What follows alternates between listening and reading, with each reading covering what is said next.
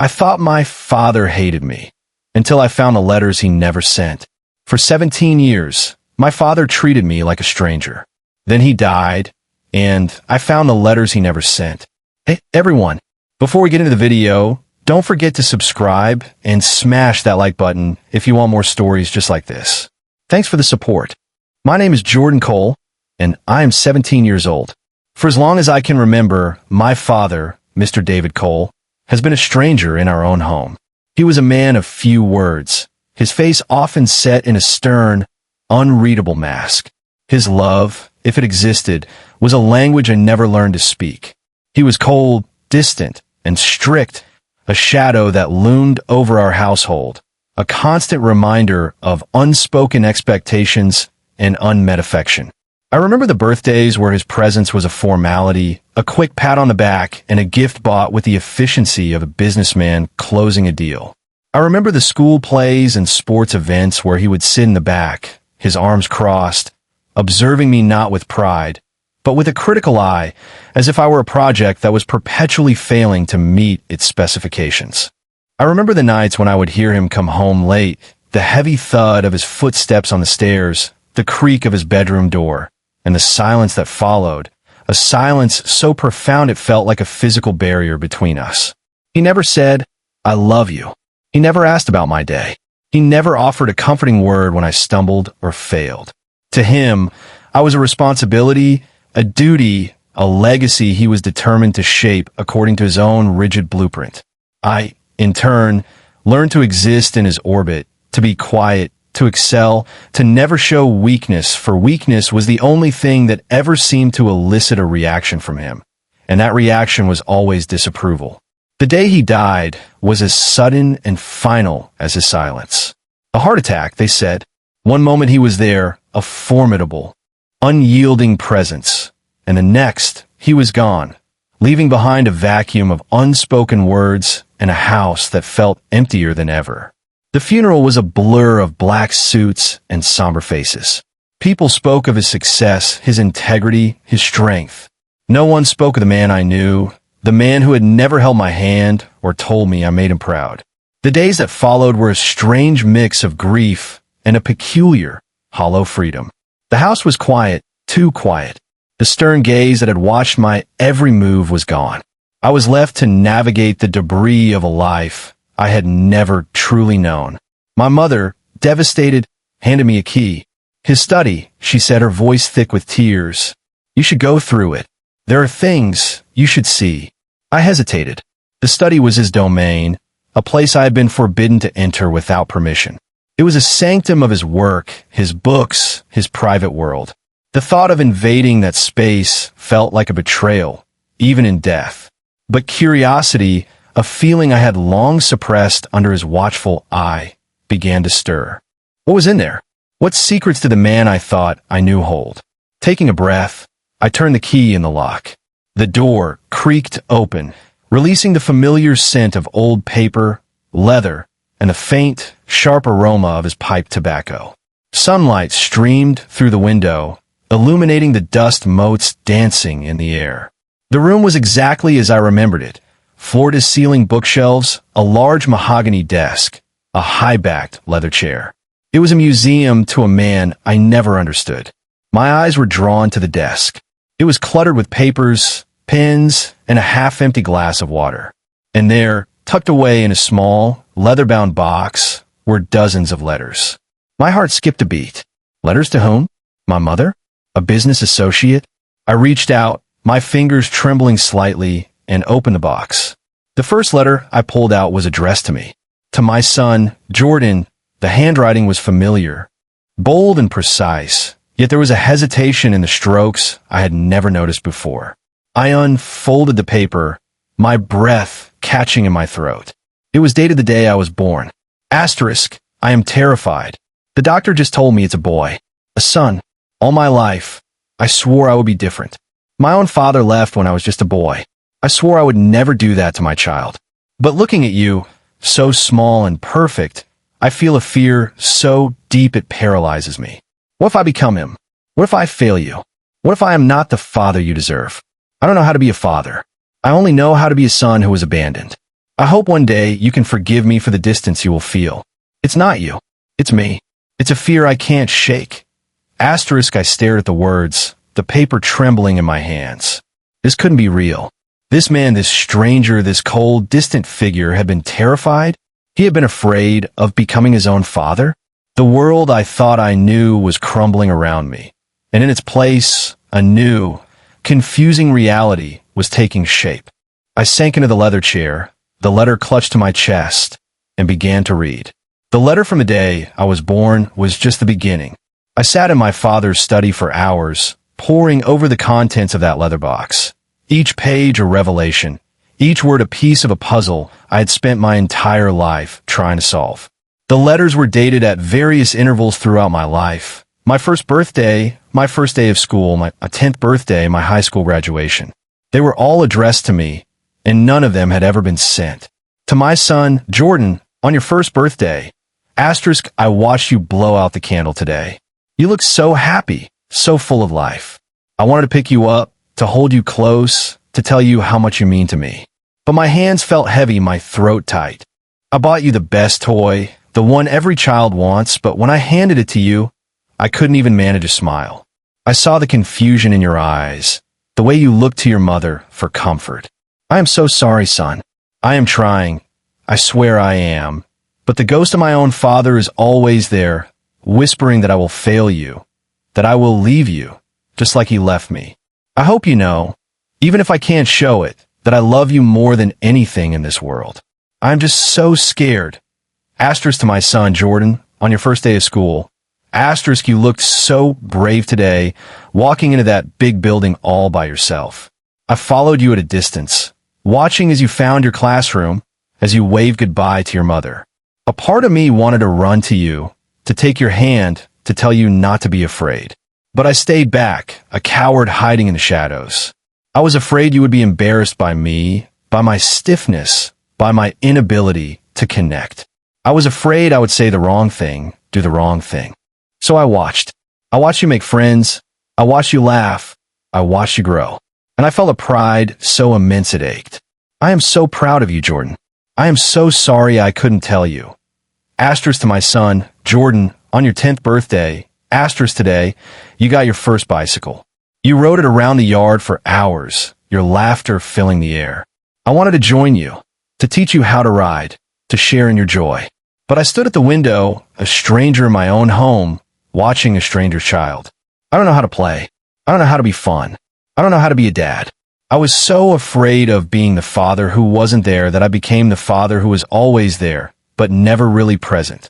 I hope one day you understand. I hope one day you can see the man behind the mask. Asterisk to my son, Jordan, on your graduation day. Asterisk, you did it. You actually did it.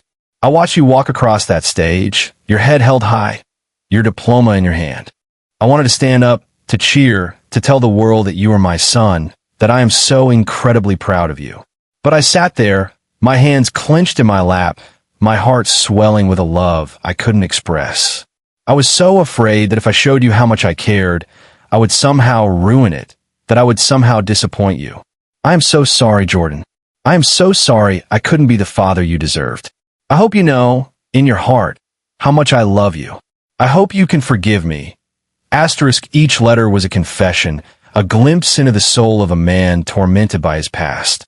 My father, the man I had always seen as a figure of authority and disapproval, had been living in a prison of his own making, a prison built from the bricks of his father's abandonment. He had been terrified of becoming the man who had hurt him, and in his fear, he had pushed me away, creating a distance that had felt like a chasm between us. I read on, my eyes stinging with tears. The letters were not just apologies. They were a testament to a love so deep, so profound, that it had been crippled by fear. My father had loved me, desperately, passionately, but he had been too afraid to show it. He had been too afraid to risk hurting me the way he had been hurt. As the afternoon wore on, the sun began to set, casting long shadows across the room. I had read through half the box, each letter a new wound, a new understanding. I closed my eyes, the weight of his unsent words pressing down on my chest. How could I have been so blind? How could I have spent 17 years seeing a stranger when the truth had been there all along, hidden in the pages of letters he had never had the courage to send? I reached for another letter, my hand trembling. This one was different. It was dated just a few weeks ago, a few weeks before his death. To my son, Jordan, asterisk, I am writing this to you, but I don't know if I will ever have the courage to give it to you. I am getting older, Jordan. The doctor's news, it's not good. I am afraid. I am so afraid of leaving you without ever having told you the truth. I love you, son. I have always loved you, more than you will ever know. Please, if you are reading this, please forgive me. Please understand. I was just a man trying to break a cycle, trying to be better than the man who came before me. I hope I succeeded. I hope you know how much you mean to me. I hope you can find it in your heart to forgive a broken man. Asterisk, the words hit me like a physical blow. He had known. He had known he was dying, and he had still been too afraid to send the letters. The weight of his fear, his pain, his love, all compressed into these pages, was overwhelming. I clutched the letter to my chest, my heart breaking for the man I had never truly known, for the father I'd lost twice. Once to his silence, and now to his death. I sat there, in the quiet of his study, surrounded by the echoes of a love that had been too afraid to speak, and I wept. For the first time in my life, I wept for my father. I wept for the man who had loved me so much he couldn't show it. I wept for the stranger who had been a father in his own broken way. And I wept for myself, for the years we had lost, for the distance we had created, for the love we had never been able to share. The days that followed were a blur of emotion and discovery. I couldn't bring myself to leave my father's study, to leave the world of unsent letters that had finally given me the father I had always longed for. Each day, I would sit at his desk, the leather box open before me, and read another letter, another piece of his soul. The letters were not just apologies. They were a map of his inner world, a guide to the man behind the mask. To my son, Jordan, on your 12th birthday, asterisk today, you asked me to help you with your math homework. I tried, I really did, but I could see the frustration in your eyes. The way you sighed when I couldn't explain it in a way you understood. I felt like such a failure. I wanted to be the kind of father who could make things easy for you, who could make you laugh, who could be your hero. But I'm not that man. I'm the man who grew up without a father, who had to figure things out on his own. I am sorry I couldn't be the father you needed. I hope you know that I am proud of you, that I believe in you, that I love you. I just don't know how to show it. Asterisk to my son, Jordan, on your 15th birthday, asterisk you got your driver's license today. I watched you drive away, my heart in my throat. A part of me wanted to stop you, to tell you to be careful, to tell you how much I worry about you. But I stayed, a coward, watching you disappear down the street. I was so afraid of being overbearing, of being the kind of father who didn't trust his son. I was so afraid of pushing you away. I hope you know that I'm always here, even when I am not. I hope you know that I'm always watching, always caring, always loving you. I just don't know how to say it. Asterisk to my son, Jordan, on your 16th birthday, asterisk you had your first date tonight. I saw you getting ready, the way you fussed with your hair, the way you smiled when you talked about her. I wanted to sit you down, to give you the talk, to tell you about respect, about love, about responsibility. But I didn't. I didn't know how. I was afraid I would say the wrong thing, that I would embarrass you, that I would make you feel like I was intruding on your life. I am so sorry, son. I am so sorry I couldn't be the father who guided you through these moments.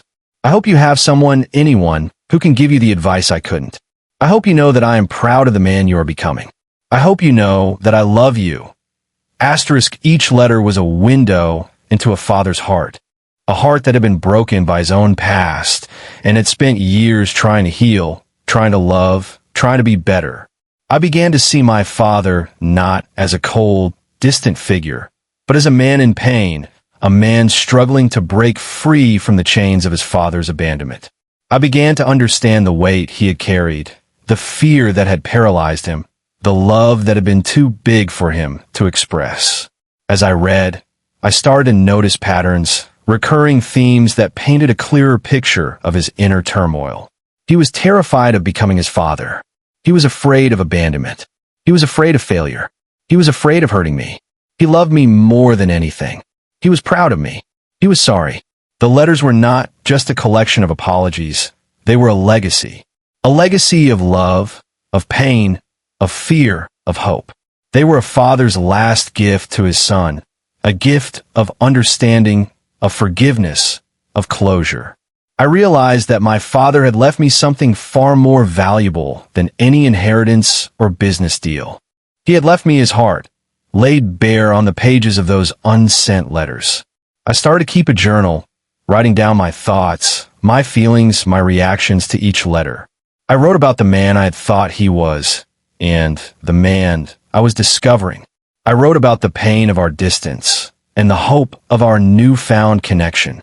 I wrote about the love that had been there all along, hidden beneath the surface of his silence. One evening, as I was reading a letter for my 14th birthday, I came across a postscript. It was written in a different hand, smaller, more delicate. *P.S. Your mother doesn't know about these letters.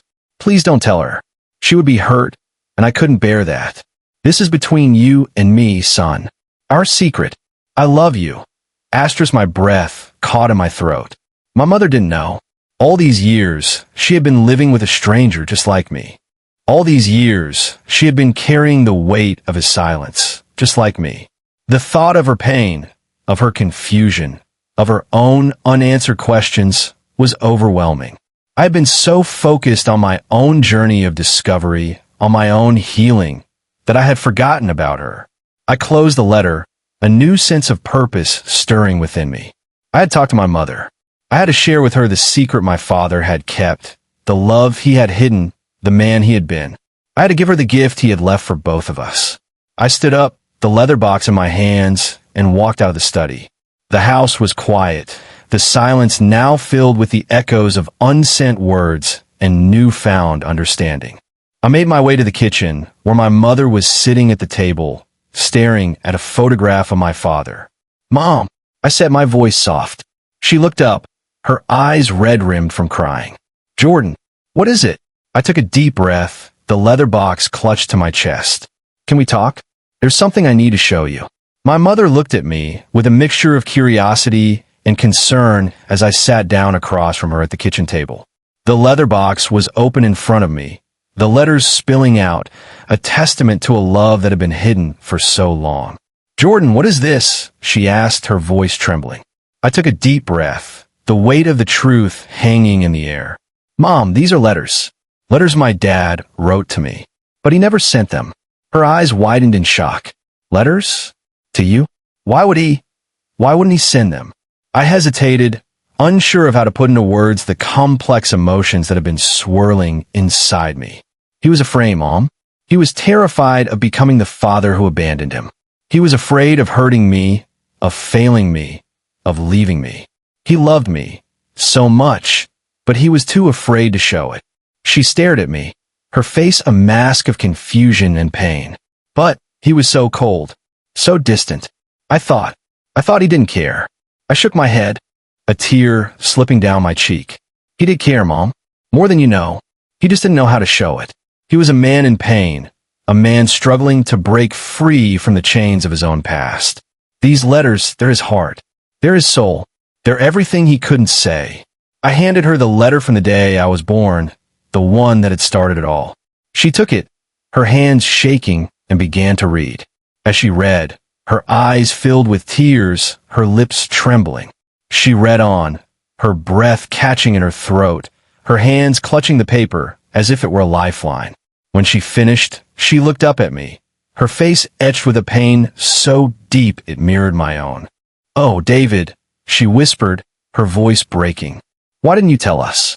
Why did you keep this to yourself?" I reached out, taking her hand in mine. "He was afraid, Mom.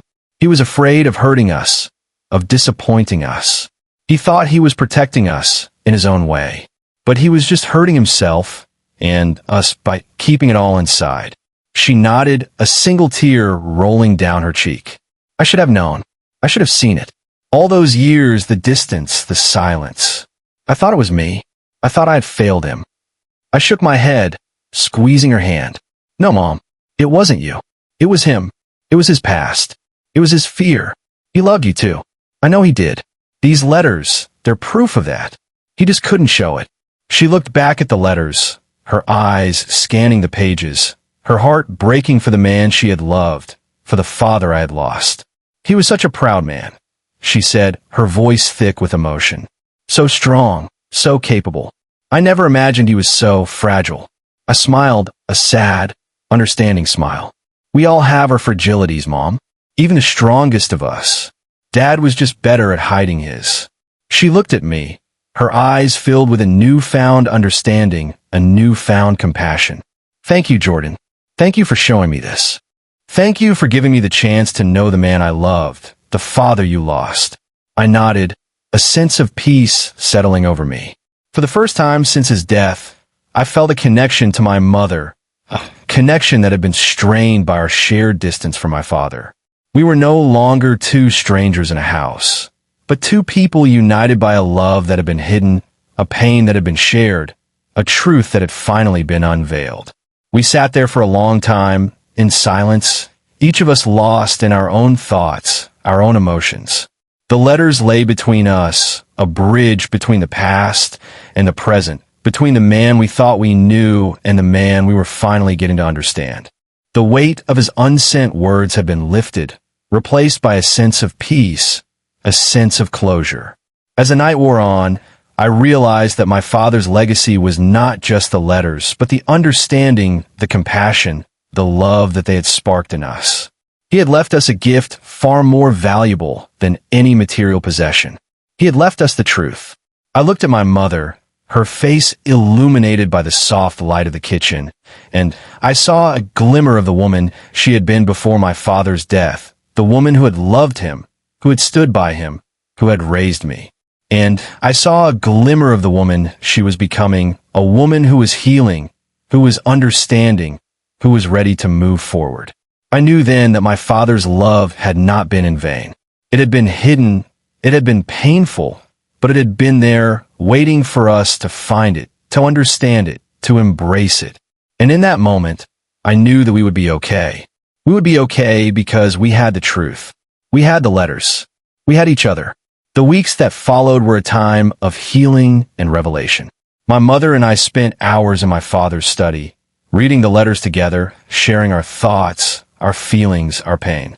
Each letter was a new piece of the puzzle, a new glimpse into the man we had loved and lost. We laughed, we cried, we talked, and for the first time in years, our house felt like a home, not just a place to live. One evening, as we were reading a letter from my 16th birthday, my mother stopped, a thought occurring to her. Jordan, do you think your dad ever tried to break the cycle? Do you think he ever reached out to his own father? I had never thought of that. The idea of my father, the man who had been so afraid of abandonment, reaching out to the father who had abandoned him, was a powerful one. I shook my head, unsure. I don't know, Mom. I never heard him talk about his father. It was like a taboo subject, something he never wanted to discuss. She nodded, a look of determination on her face. We should find out. We should try to find him. Maybe it's not too late. Maybe he can finally get the closure he never had. The idea was daunting, but it was also exciting. The thought of uncovering more of my father's past, of understanding the man who had shaped him, of giving him the closure he had sought for so long, was a powerful motivator. I agreed, and we set out on a journey to find the man my father had spent his life running from. We started with the letters, looking for any clues, any hints, any mention of his father's name, his location, his story. The letters were sparse on details, but they did mention a few things: a small town in Ohio, a factory job, a life of hardship. We took what we had and began to dig. We searched online, we contacted old friends, we reached out to distant relatives. It was a long, arduous process, filled with dead ends and false leads. But we were determined. We were doing it for my father, for the man who had loved us so much he couldn't show it, for the man who had spent his life running from his past. After months of searching, we finally found a lead. A distant cousin of my father's had mentioned a man named Thomas Cole, who had lived in a small town in Ohio, who had worked in a factory, who had abandoned his family when my father was just a boy. We had a name, a town, a story. It was enough to go on. We packed our bags and drove to Ohio, the leather box of letters in the back seat, a symbol of our journey, a symbol of our hope. The town was small, quiet, a place frozen in time. We found the old factory, now closed, and we asked around. Finally, we found someone who knew Thomas Cole, an old man who had worked with him, who had known him. "He's gone," the man said, his voice raspy. "Died a few years back. Heart attack, just like your dad." My heart sank. The hope that had been building, the excitement of finally getting closure, was suddenly crushed. We had come so far, only to find that it was too late. But the man continued, a glimmer of something in his eyes. "But he left something for your dad. A letter. He knew your dad would come looking for him one day. He knew he owed him an apology." My mother and I looked at each other, our hearts pounding. A letter. From my grandfather to my father. The cycle was about to be broken. The man led us to a small, dusty attic, filled with old boxes and forgotten memories. He rummaged through them, finally pulling out a worn, yellowed envelope. He handed it to us, his hands trembling. "Here," he said, his voice thick with emotion. He wanted your dad to have this. He wanted to say he was sorry. We took the envelope, our hands shaking, and opened it. Inside was a single sheet of paper, written in a shaky, elderly hand. "To my son, David, I am writing this to you, my son, my boy. I am an old man now, and I have many regrets. The biggest of them is leaving you. I was young, foolish, scared. I thought I was doing the right thing, but I was wrong. So wrong. I have thought of you every day of my life. I have wondered how you are, if you're happy, if you have a family. I hope you have a good life, son. I hope you have a family who loves you. I'm so sorry. I'm so sorry. Please, if you can, forgive me. Please, let this be the end of our pain. Please, let this be the beginning of your healing. I love you, David. I always have. I always will." Astra's tears streamed down my mother's face as she read the letter aloud. I sat there, my heart breaking for the man who had written it, for the man who had received it, for the cycle of pain that had spanned generations. The letter was a confession, a plea for forgiveness, a hope for healing. It was everything my father had never had.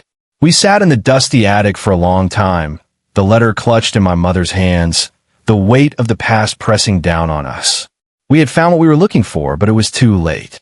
My father was gone, and so was his chance for closure. But as we sat there, surrounded by the echoes of the past, I realized that the cycle had been broken. My grandfather had apologized. My father had loved. We had found the truth. And in that truth, we had found healing. We left Ohio with the letter, a symbol of a journey completed, a cycle broken. We went home, to the house that had been filled with silence and distance, and we placed the letter in the leather box, next to the unsent letters my father had written to me. We had found closure, not for my father, but for ourselves. We had found the truth, and in the truth, we had found peace. The months that followed were a time of healing and transformation. My mother and I had found a new rhythm, a new way of being in the world. The house, once a place of silence and distance, was now filled with laughter, with conversation, with a sense of peace.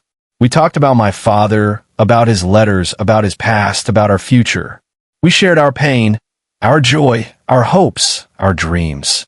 We were no longer two strangers in a house, but two people united by a love that had been hidden, a pain that had been shared, a truth that had finally been unveiled.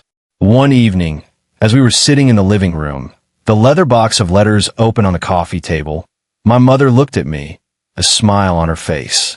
"You know, Jordan, your dad would be so proud of you. Of both of us." I smiled, a genuine, heartfelt smile. "I think he is, Mom. I think he's watching us, and he's proud." She nodded, her eyes glistening with tears. "He loved you so much, you know. More than you will ever know." I reached out, taking her hand in mine. "I know, Mom. I know now." We sat there, in silence, the letters between us, a bridge between the past and the present, between the man we thought we knew and the man we were finally getting to understand. The weight of his unsent words had been lifted, replaced by a sense of peace, a sense of closure.